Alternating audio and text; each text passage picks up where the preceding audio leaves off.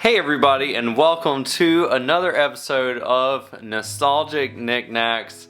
So happy you're here today, and I've got a great video for you. I think you're going to really enjoy this one. So I sat down with my good friend Jonathan, and we had a conversation about video gaming, but really it was more than that. We talked about some topics that are very important to consider. So some of the things we got into with this conversation is about modern and retro gaming and the two different perspectives that we have. Me being a 38-year-old gamer, and Jonathan, he's in his 20s, and so we have quite an age gap there, but we found some really good common ground and some interesting perspective from what he has experienced and what is nostalgia to him versus what is nostalgia for me as a gamer who started out with Super Mario Brothers and really the start of gaming in a big way. We also cover some topics that are a little bit heavier, like topics including Christian content consumption. And so what are things that you don't need to watch as a Christian? So I think that's a very good conversation to have. And that's something you don't see a whole lot of people talking about, whether they be Christians or not Christians at all. So I think it's going to be a great conversation today. Hope you're excited about what we have to talk about. Let me know in the comments below, what did you like? And we're planning on possibly doing more of these conversations in the future. To tell you a little bit about Jonathan, he is a fellow YouTube content creator, loves playing video games as well as writing, and he is an excellent tech person, loves production and all kinds of things like that. So he's got some cool stuff he's working on. He's working on his college degree right now. I'm about to finish that up. So I had a lot of fun talking with him. Let's go ahead and jump into the video. Hey everybody, hope you're doing well. As I said in the intro, I have my friend Jonathan here from real life, and he's going to introduce himself, talk a little bit about his YouTube channel, and we're also going to have a great conversation about video games, why retro games are wonderful, as well as modern games. And I want to kind of pick your brain a little bit, Jonathan, and figure out, how do you see retro games versus modern games? And also we're going to talk a little bit about how it is to be a Christian gamer, and how that's very important to us because we're both Christians. We really want to be strong in our faith, and so we're going to talk about what that means and just have some good nostalgic chat about video games and all of that good stuff. So glad you're all here. If you have any questions for Jonathan or want to check out his YouTube channel, I will talk a little bit about that a little later on. And just let us know how you like the conversation, and we'll do more of these if that's what you guys want to see. So without further ado, let's go ahead and get started. And Jonathan, so happy to see you here today. Thank you for having me. Yeah. It's great to be here. Good. I'm glad you're here, and I'm glad we can make this work. So I thought we would start off the conversation with just kind of telling the audience a little bit about yourself. A lot of people, everybody knows me with my channel, that my big thing is nostalgia and talking about video games that I played as a child, as a teenager, and all those formative years. But when I graduated in 2005, you actually were just being born. So we have a little bit of an age gap there, and I think that's really interesting because I look at retro games and see them as fun things from my past that I still get to play and enjoy, and all the characters and the stories and all of that. And these are games you're just discovering. So I want to just get your perspective about that in a little bit. But I just want to know, as a gamer and a media consumer, you love movies, love movies and all of that. And by the way, Jonathan's channel is all about movie reviews.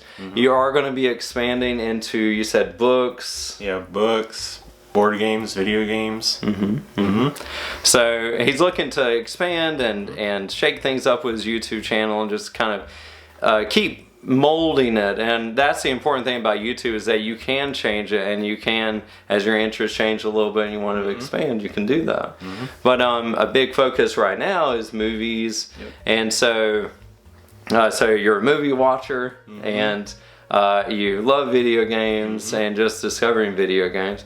And right now you're trying to finish up your college degrees. So if you can tell everybody just kind of what you're interested, like what career path you're going to be trying to get into. Yeah, so I'm finishing up 2 associates, one in programming and then one in digital media production.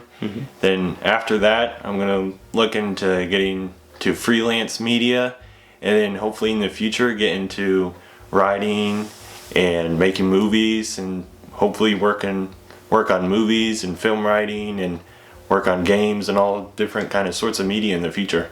That's awesome. Yeah, there's so many opportunities. There really are.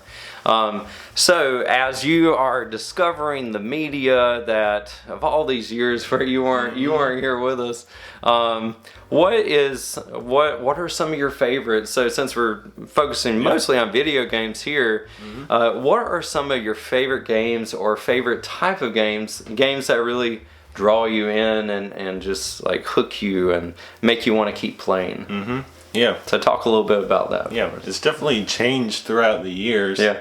So when it first started, it was mainly based off of what my siblings were playing, because before I started playing, I saw them playing, so I wanted to play some of the similar games that they were playing. So that was the PlayStation 2. So it was like Surf's Up. They had a game that was really fun. Shrek Super Slam, Lego, all the different kinds of Lego games. Our grandma actually got us a Wii for Christmas one year, and that was really fun. Tell me a little more about the experience of seeing that Wii for the first time, and just kind of, you weren't quite sure what to make of it. So tell me a little more about that. Just one Christmas morning, I saw this big box, and I was like, what is that? Then I was told it was from Grandma. And she lives in a whole different state, so sometimes she would like send us gifts, and we opened it up, and it's the Wii, and I'm like, what is this? And then we set it up and just started playing it, and I was like, this is amazing. So cool. Cool. So it's an actual, it's different from a board game. It's something that's active and something that you can interact with. I think that's what really drew me to gaming as well. I mean, a very different way, but that's great. The Wii generation, that was something way different, and that's actually the generation, as I think I've told you guys before, is that that's the generation I skipped as a gamer because I was starting college, and the Wii wasn't exactly something that I was used to. It was a little too interactive, and the bowling thing and all this I just really wasn't into. And it wasn't Super Mario. It wasn't what I was used to. But it's interesting that that's your formative experience with gaming. So tell me some of the other favorites you come across over the years. And I know that you have a PC. Yeah. So like on the Wii, I still enjoyed some of the Lego games. I enjoyed building Legos when I was younger. So I got to combine both video games and Legos. That was awesome. And then my friend had Skylanders, so I played that at his house, and I was like, this is really awesome that there's this toy that you put on a portal and it comes to life in the game. I thought that was awesome. So those games were big for me. So Skylanders, that was pretty fun because you, like you said, you had the Toys to Life thing was huge. You can go into stores like McKay's and other used game stores, and you see just all these Toys to Life characters, Skylanders characters you can still buy. And they were all the rage. All the rage. Do you have any of those still? Any of those figures? Oh yeah, I still got quite a big collection of them. Nice. Yeah, those are great. Do you have any Amiibo? Did you ever collect any Nintendo Amiibo? Nope. Those are interesting because right now those are actually getting very expensive, and they're more higher quality. So Smash Brothers is a game that had an amiibo for every character in the game. There was over 80 characters. And so you had all these different franchises that were represented, all the way from Mega Man to Sonic to Nintendo characters, and even characters from Final Fantasy VII and the Tekken series, which is a fighting game series. But all these characters had amiibo, so you'd put, they're just little, they were a lot like the Skylanders characters, and you'd put them on there, and it would give you different additional things. But that's so cool. That was such a big thing, again, that I wasn't a part of. Yeah. And so it's cool to see it from your perspective. More recently, as I'm getting back into gaming, I've really enjoyed like story-driven games. Yeah. Because I like writing and I like stories, so those are really interesting to me. So, and a lot of times they mix in like RPG with that genre. Yeah. So absolutely. Absolutely. And I think that's a lot. Those are a lot of common points that we have, because playing RPGs is really Mario and RPGs, and those are the formative things for me and my sister growing up, because we were only 4 years apart, and so we still have conversations about those characters that we played back then, the stories that we experienced. They're so embedded into our brains that we know them and very well, and such great memories. And so it's good that you love those story-driven games, because it's really cool. As a lot of you know, I'm a teacher, and so from an educational standpoint, reading and teaching story skills and how to form a story, and as a writer, I mean, that's got to be so much education for you to just play through a game and really lean into that writing. How did they put this script together, and what's funny about this line, what's tragic about this line? And so we loved that growing up, and I think learning how to read, I mean, that's really how I really loved to learn how to read, was through playing games like Final Fantasy VII, and even before that, Final Fantasy IV, Final Fantasy VI. Wonderful game I have here, Chrono Trigger. Love Chrono Trigger.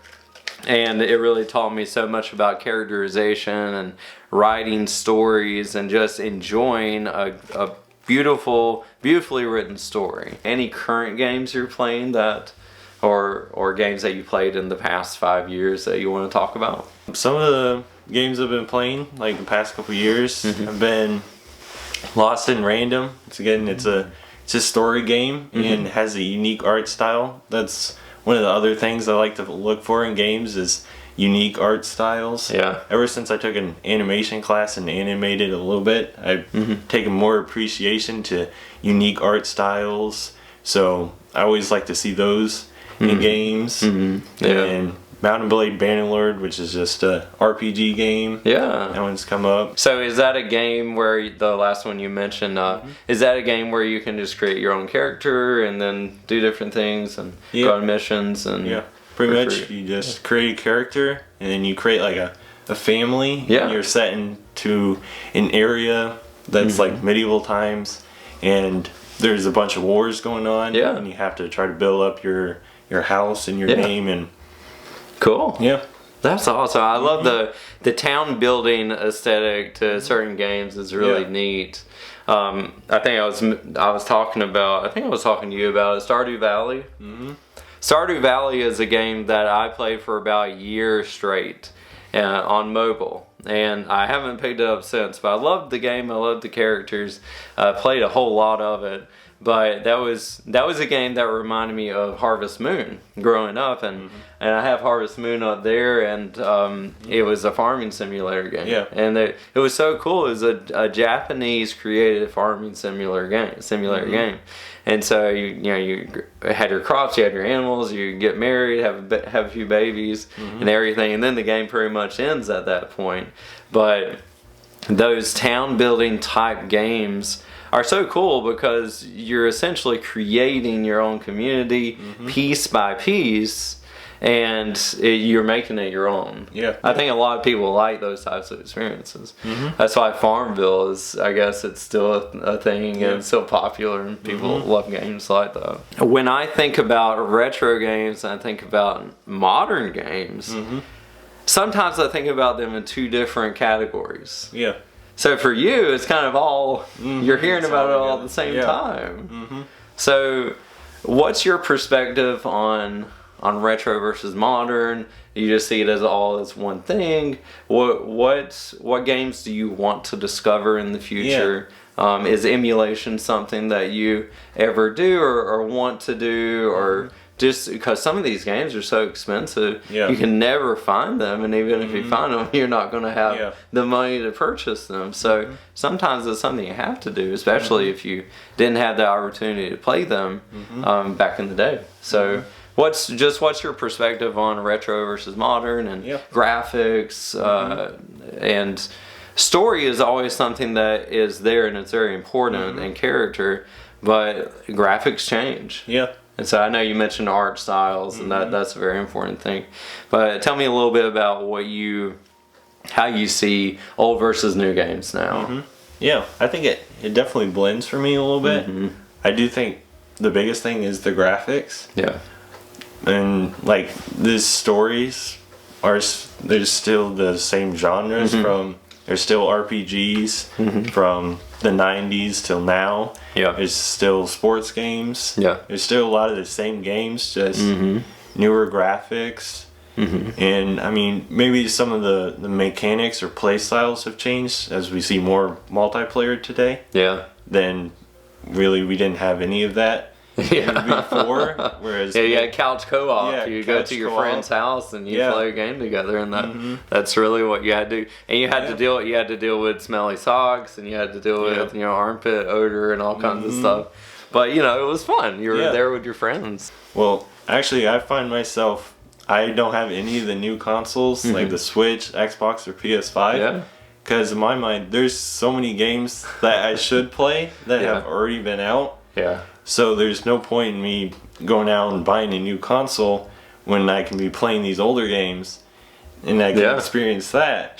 And it's really nice to play those because I was alive for some of it, but not all of it.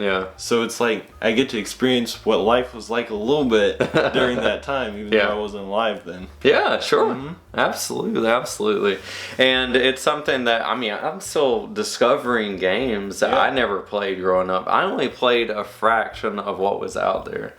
And I had a great childhood. And our parents were such a blessing to have my parents that were, and I'm sure it's the same, you would say the same, that our parents want us to experience great things. And so I was blessed with great parents, and still wonderful parents. But those experiences that they gave us were just a fraction of what was out there. I have a whole book here on role-playing games. This is a great book, by the way, The Guide to Japanese Role-Playing Games. And this is Field. There's over 600 games in here. Just Japanese role-playing games, which I've seen quite a few podcasts and videos on what's the difference between a Japanese role-playing game and a role-playing game, like an American role-playing game. And there's some differences, but sometimes people just they don't really care. They say, hey, whatever, it's a role-playing game. You're playing a role. And even Legend of Zelda is a game that people say is a role-playing game, but some people say it's an action game. So it's all these words and categories kind of blend together sometimes. But it's interesting that you were saying it's like all the games that you see, it kind of blends together because, and I guess like you can see the graphics of an older game. Like if I was to boot up a game like Star Fox here on the Nintendo 64, this game has polygons that you can see. I don't know if you've ever seen anything from Star Fox, but you can see, I mean, even in looking at the picture, you can see the polygons in the ship. But you can obviously tell this is an older game.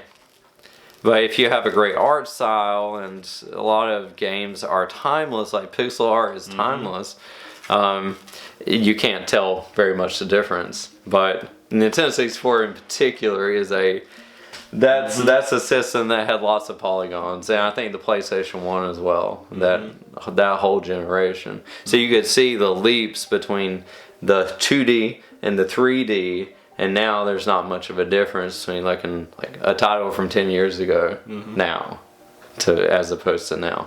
So it's neat how you're living in a time where you can play a game from 15 years ago and it's going to look great. I don't know if I've mentioned to everybody here, but this game right here, Mario Brothers and Duck Hunt, are actually two games that I kind of started with. My family sort of started with these games, my sister and my dad, and I saw them playing it. That's kind of where I saw Mario for the first time, and I said, wow, this is cool. It's an interactive TV kind of thing, and kind of like with the Wii with you, and it's really cool, and I started to fall in love with it.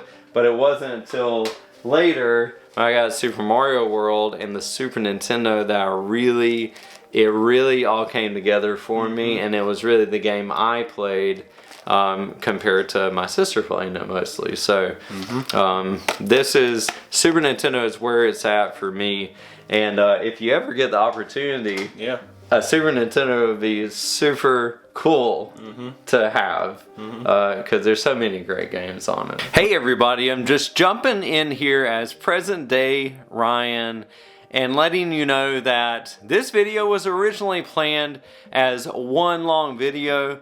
What I've decided to do is to break it into two parts.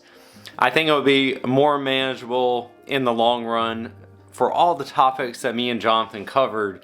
So stay tuned next week for part 2. We'll cover some other things that were in the original video, but today's video, I'm going to cut it off here. And I think it was a really great conversation, and I want to highlight this in a different way. A more manageable, chunked kind of way. If you enjoyed this conversation, please make sure to leave a like and subscribe to my YouTube channel. And who knows, Jonathan may come back at some point soon. And I'm also planning on going over to his house and talking about movies. So if you want to see that, you're going to have to check out his channel, Honorable Media. I'm praying that all of you have a fantastic day. And until next time, be kind to each other, show grace, and have some happy gaming.